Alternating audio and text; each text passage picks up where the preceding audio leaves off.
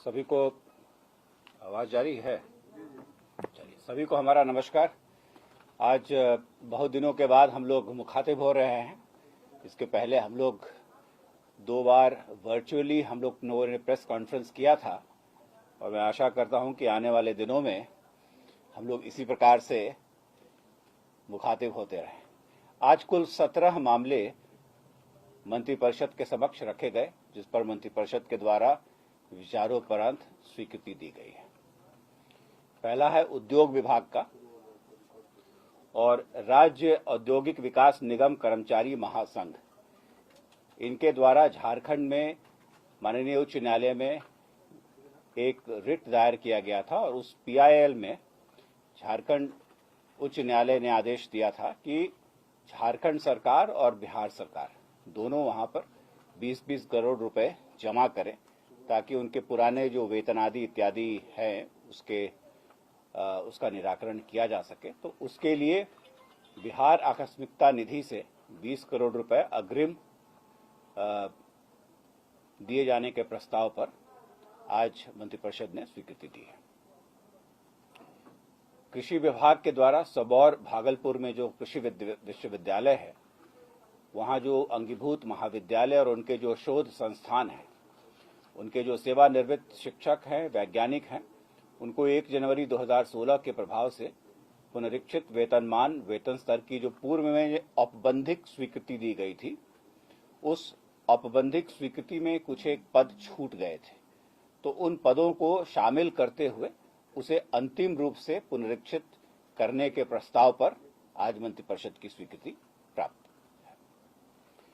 गृह विभाग के द्वारा भी बिहार राज्य औद्योगिक सुरक्षा बटालियन में जो पद सृजित किए गए हैं, उनका पुनर्नामांकन किया गया है। सीआईएसएफ के तर्ज पर बिहार इंडस्ट्रियल सिक्योरिटी फोर्स के भी 2 बटालियन स्वीकृत हैं और उनमें पद हैं। तो उनमें जो पद थे, उन पदों को पुनर्नामांकन किया गया है। जैसे कि पुलिस अवर निरीक्षक के पद स्वीकृत थे, तो अब उसको कैटेगराइज किया गया है कि पुलिस अवर निरीक्षक का एक कंप्यूटर होंगे, एक वितंतु होंगे, एक रक्षित होंगे। तो जो जिस कैटेगरी के कर्मी हैं और उनका जो कार्य है, उस कार्य के अनुरूप उनके नामों को पुनर्नामांकित किया गया है। कोई एडिशनल पद नहीं सृजित किया गया है। पद उतने ही रह गए हैं, लेकिन उन पदों के नाम बदले गए हैं।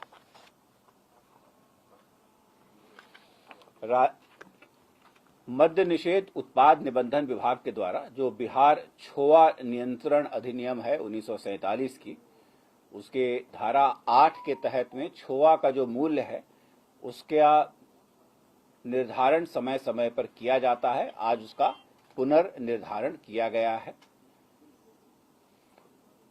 राजस्व एवं भूमि सुधार विभाग के द्वारा जो सर्वे का कार्य कराया जा रहा है, उसमें तीव्रता लाने के लिए और एक्यूरेसी लाने के लिए ई मापी कहते हैं, तो ई मापी कराने के लिए 711 ETS, this is an electronic total station, ये एक मशीन होती है जिससे आप जो मापी है उसे आप एक्यूरेसी के साथ कर सकते हैं।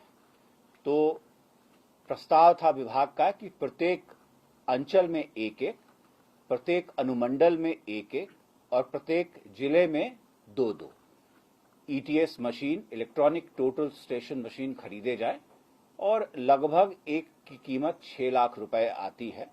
तो उसके आधार पर कुल 42 करोड़ 66 लाख रुपए व्यय की स्वीकृति आज मंत्रिपरिषद के द्वारा प्रदान की गई है।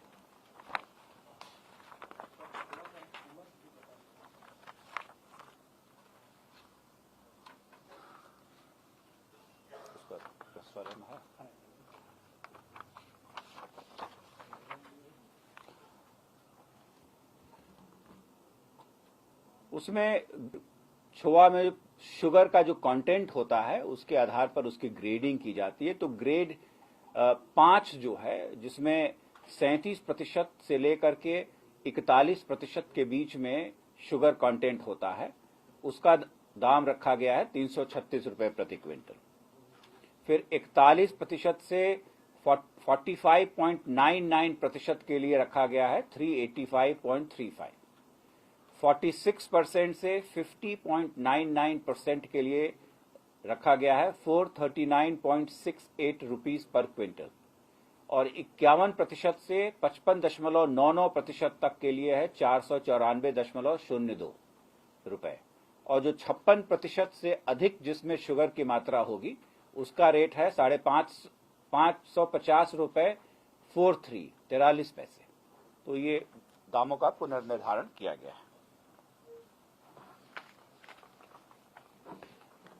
छठे में राज्य सरकार ने एक निर्णय लिया है कि राज्य सरकार के जो 1 से 5 के जो प्राथमिक विद्यालय हैं वहां पर जिला स्तरीय लेकिन सरकार के नियंत्रणाधीन प्रधान शिक्षकों का एक संवर्ग स्थापित किया जाएगा, और ये पहले आपने लिखा था कि उसकी सीधी नियुक्ति Bihar public service commission, Bihar लोक सेवा आयोग के माध्यम से होगी। तो आज उसके लिए मंत्रिपरिषद ने 40,518 पदों के सृजन की स्वीकृति दी है। सातवां है जो शिक्षा विभाग के तहत ही जो 5,334 जो हायर सेकेंडरी स्कूल्स हैं, जो हर एक पंचायत में एक खोला जाना है, तो कुल हायर सेकेंडरी स्कूल्स की संख्या 9,360 है राज्य में, जिसमें से 5,334 में प्रधान अध्यापक के पद सृजित नहीं थे। तो ये एक प्रमंडलीय संवर्ग होगा जिसकी सीधी नियुक्ति बिहार लोक सेवा आयोग के माध्यम से होगी, और इन 5,334 प्रधान अध्यापक के पद के सृजन की स्वीकृति मंत्रिपरिषद के द्वारा दी गई है। स्वास्थ्य विभाग का 8वां केस था जिसमें उनके द्वारा माननीय उच्चतम न्यायालय के आदेश के क्रम में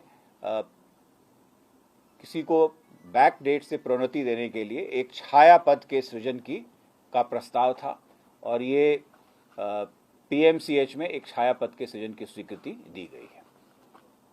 कृषि विभाग के द्वारा अपने कार्यों में जो उनके कार्य हैं उसमें गति लाने के लिए जो उनके बिहार कृषि सेवा के जो कृषि अभियंत्रण कोटि के जो सहायक निदेशक हैं, वो जो पहले 5 लाख रुपए तक की तकनीकी स्वीकृति दे सकते थे उसको बढ़ा करके 10 लाख किया गया है, और जो उप निदेशक थे वो 10 और जो सहायक निदेशक को 5 से 10 लाख तक, उप निदेशक को 10 लाख से 15 लाख तक, और संयुक्त निदेशक को 15 से 20 लाख रुपए तक का जो तकनीकी स्वीकृति देने का अधिकार प्रदत्त था उसमें इजाफा किया गया है।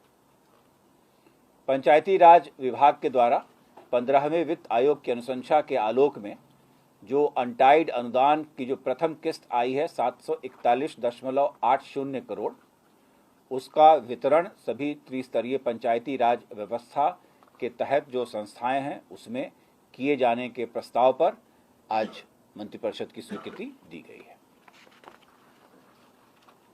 सिमिलरली एक बहुत ही चर्चित कार्यक्रम है राज्य का मुख्यमंत्री ग्रामीण सोलर स्ट्रीट लाइट योजना। इस योजना के दिशा निर्देशों पर भी आज मंत्रिपरिषद ने स्वीकृति दी है। पूर्व में आर्यभट्ट ज्ञान विश्वविद्यालय में फ्रंटियर्स ऑफ नॉलेज के तहत 7 स्कूल स्थापित किए गए थे। एक था स्कूल ऑफ जर्नलिज्म और mass communication, Pataliputra school of economics, centre for river studies, centre for geographical study, astronomy, stem cell और सेंटर फॉर फिलॉसफी। तो ये जो केंद्र बनाए गए थे, इन केंद्रों को ये निर्णय था कि ये केंद्र आर्यभट्ट ज्ञान विश्वविद्यालय से एफिलिएटेड रहेंगे और आर्यभट्ट ज्ञान विश्वविद्यालय इनके लिए एग्जाम लेगा। तो ये समकक्ष हो गए थे। तो राज्य सरकार ने निर्णय लिया है कि ये सारे जो स्कूल ऑफ एक्सेलेंस हैं विभिन्न विधाओं के लिए, इनको आर्यभट्ट ज्ञान विश्वविद्यालय के अधीन कर दिया जाए, और पहले इनके लिए डायरेक्टर के जो पद सृजित किए गए थे उसको अब डायरेक्टर नहीं कह करके उसको डाउनग्रेड कर दिया गया है। अब वो डीन कहलाएंगे, क्योंकि डायरेक्टर का जो पे स्केल था वो वाइस चांसलर के समकक्ष हो गया था। तो अब इसे डीन के स्तर पे डीन कहलाएंगे, और डीन का जो आप जानते हैं डीन प्रोफेसर रैंक के पदाधिकारी होते हैं। तो अब ये जो सारे सेंटर्स हैं जो पूर्व में सृजित किए जा चुके हैं और जो और 5 सृजित किए जाने हैं, ये सभी के सभी आर्यभट्ट ज्ञान विश्वविद्यालय के अधीन होंगे, डीन के द्वारा हेड किए जाएंगे, जो डायरेक्टली वाइस चांसलर आर्यभट्ट ज्ञान विश्वविद्यालय को रिपोर्ट करेंगे। तो एडमिनिस्ट्रेटिव कंट्रोल ज्ञान विश्वविद्यालय का होगा। पंचायती राज विभाग के द्वारा जो अभी इलेक्शन होने वाले हैं और ईवीएम में जो पिंक पेपर सील इस्तेमाल किया जाता है, उसके मुद्रण के लिए सरस्वती प्रेस वेस्ट बंगाल को मनोनीत किया गया है। स्वास्थ्य विभाग के द्वारा आयुष्मान भारत के तहत प्रधानमंत्री जन आरोग्य योजना चलाई जाती है और उसमें ये प्रावधान है कि एक एस्क्रो अकाउंट होगा जिसमें राज्य सरकार अपने राज्यांश को डालेगी और उसी के अनुपात में केंद्र सरकार केंद्रांश देती है। तो आज बिहार सरकार ने अपने राज्यांश के लिए 99.68 करोड़ रुपए उस एस्क्रो अकाउंट में हस्तांतरित करने की स्वीकृति दी है। उसके पश्चात इसका जो ये 40% होगा, इसका जो 60% होगा केंद्रांश, वो भारत सरकार के द्वारा इसी अकाउंट में हस्तांतरित कर दिया जाएगा। और उसी प्रकार स्वास्थ्य विभाग के अधीन डॉक्टर अंजनी कुमारी चिकित्सा पदाधिकारी सदर अस्पताल शेखपुरा हैं। ये 14/10/2011 से अनाधिकृत रूप से अनुपस्थित थी। इनको विधिवत विभागीय कार्यवाही के अधीन करते हुए आज सेवा से बर्खास्त किया गया है। हमारे जो कारा हैं उसमें लोग मोबाइल का फ़ोन का इस्तेमाल करते हैं और इस मोबाइल फ़ोन की प्रवृत्ति को बंद करने के लिए सर्वप्रथम राज्य सरकार ने गृह विभाग का प्रस्ताव था कि बेऊर और मंडल कारा हाजीपुर, इन दोनों काराओं में जैमर लगाए जाएंगे और ये 4G जैमर्स होंगे। और इसके लिए भारत इलेक्ट्रॉनिक्स लिमिटेड, जो भारत सरकार की एक उपक्रम है, उसने प्रस्ताव दिया था 19,52,566 रुपए का और भारत इलेक्ट्रॉनिक्स लिमिटेड को मनोनीत करते हुए उक्त राशि के व्यय करने की स्वीकृति मंत्रिपरिषद ने दी है। और जो अंतिम 17वां है वो है Bihar state power holding company की जो 2 कंपनियां हैं उनके नीचे, नॉर्थ और south Bihar power distribution company limited, इनके ऊर्जा बकाया के मद में और जो जहां से ये पावर खरीदते हैं उनको समय समय पर भुगतान किया जाता है। तो उसके लिए लेटर ऑफ क्रेडिट स्थापित करने की अनुमति दी गई है और उसके माध्यम से पंजाब नेशनल बैंक और जो अन्य बैंकों का समूह है उससे north Bihar power distribution company limited को 400 करोड़ और south Bihar power distribution company limited को 450 करोड़ की जो वर्किंग कैपिटल लोन है, कार्यशील पूंजी ऋण प्राप्त करने की स्वीकृति मंत्रिपरिषद के द्वारा दी गई है। और ये ऋण और इस ऋण पर जो ब्याज होगा, इसे ये दोनों कंपनियां अपने आंतरिक संसाधन से जो इनको राशि प्राप्त होगी उससे ये बैंकों को वापस करेंगी। तो ये कुल आज 17 प्रस्ताव थे जो आज मंत्रिपरिषद के समक्ष रखे गए, जिस पर मंत्रिपरिषद ने विचारोपरांत उस पर स्वीकृति दी है।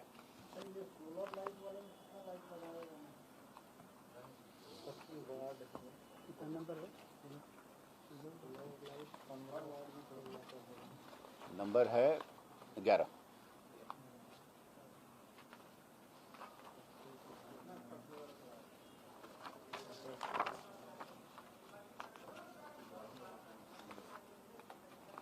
ग्राम पंचायतों के टोलों बसावट क्षेत्रों की सड़कों गलियों को देखते हुए प्रत्येक वार्ड में औसतन 10 सोलर स्ट्रीट लाइट लगाए जाएंगे।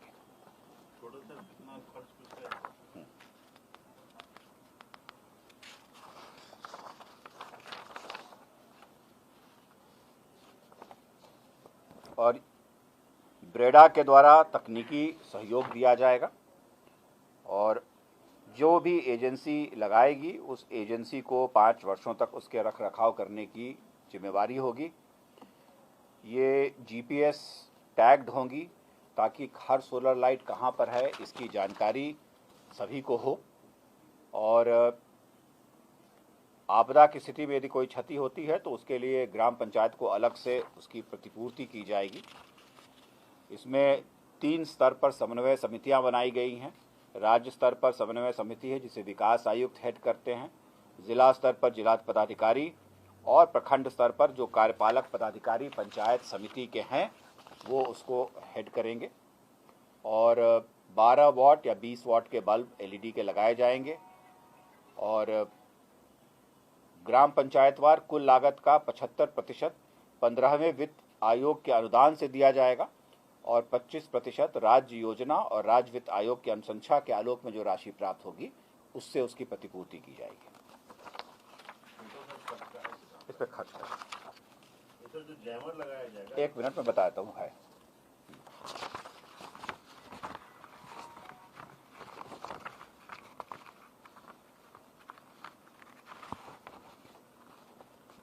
कुल 1,14,000 10 लाइट था एक वार्ड में, कुल 1,14,667 वार्ड्स हैं और 15वें वित्त आयोग से इसमें 3,512.60 करोड़ का प्रावधान है। हाँ, सर जो जैमर लगाया जाएगा ऐसा कुछ कितना इलाका ये कवर करेगा, क्योंकि आसपास का जो अब ये तो जेल के लिए है और मुझे लगता है कि वो जेल से बाहर तो नहीं होना चाहिए। कुछ है क्या उसमें?